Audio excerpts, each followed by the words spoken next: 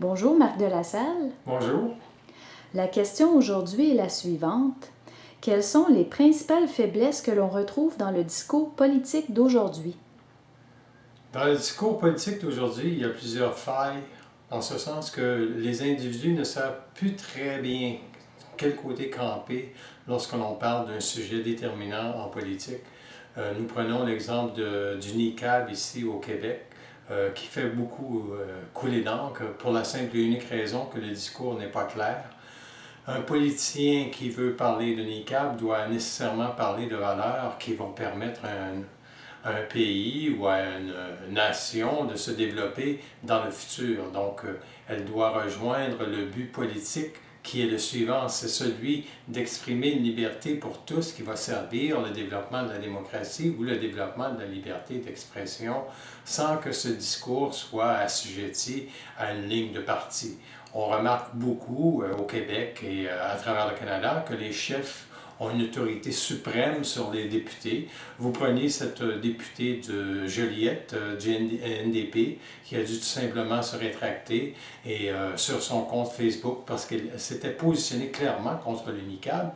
Donc, on remarque ceci, c'est que la ligne de parti empêche les individus d'être intelligents seuls et d'exprimer simplement un besoin qui leur est personnel, mais qui est aussi personnel à la nation ou au développement d'un pays en relation avec l'intelligence qui doit s'exprimer dans un pays. Donc, vous avez une ligne de parti et vous avez tout simplement une censure qui se crée à tous les instants pour empêcher cette personne-là d'exprimer réellement ce qu'elle veut. Donc, la personne de Joliette a été obligée tout simplement de dire que ses propos n'étaient pas tout simplement ceux qu'elle voulait exprimer. Vous avez aux États-Unis un discours polarisé par rapport à la gauche et à la droite, les républicains d'un côté et les démocrates de l'autre. Le problème avec ceci, c'est que ces gens ne se rencontrent jamais. Nous assistons à la même situation au Canada et c'est pour cette raison que les politiciens ont de la difficulté à respecter ceux qui sont en politique.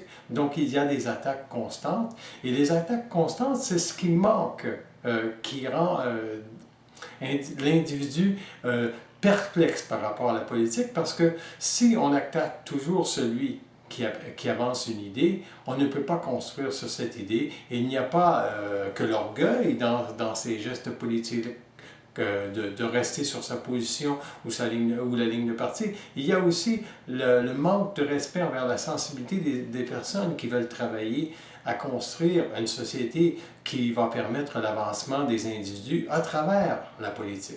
Donc la politique est devenue une affaire de calcul et c'est des pourcentages, donc des sondages, qui permettent à un individu de pouvoir pavaner un peu plus, bonder le torse lorsque les sondages sont bons et tout simplement dire, bien, écoutez-moi, si les sondages sont bons, cela veut dire que les autres députés, vous n'avez rien à dire parce qu'en principe, vous devez suivre la ligne de parti puisque tout va bien et tout simplement.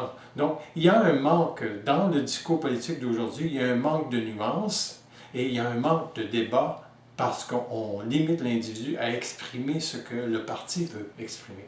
Et c'est très dommageable à long terme parce que ce qu'il va arriver à long terme, c'est qu'il n'y a plus personne qui va vouloir faire de politique parce que le cynisme présent qui est dans l'actualité de tous les jours au niveau du politique va rendre les gens complètement méfiants de cette machine électorale qui en gros, est une affaire de calcul permettant à un individu de trouver les meilleures façons de discréditer l'autre. Et celui qui a le meilleur discours, ben, va l'emporter tout simplement. Donc, ça prend aujourd'hui, pour être en politique, si vous avez du charisme, regardez Donald Trump, il a un discours complètement faux et un discours qui va à l'encontre de la liberté de l'individu, mais étant donné qu'il a énormément de charisme, il convainc énormément de personnes.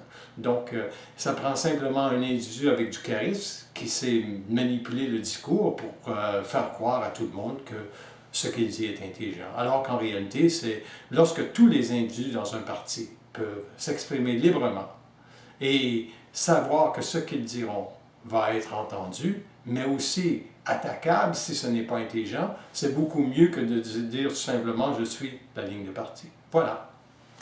Merci beaucoup. Voilà, merci.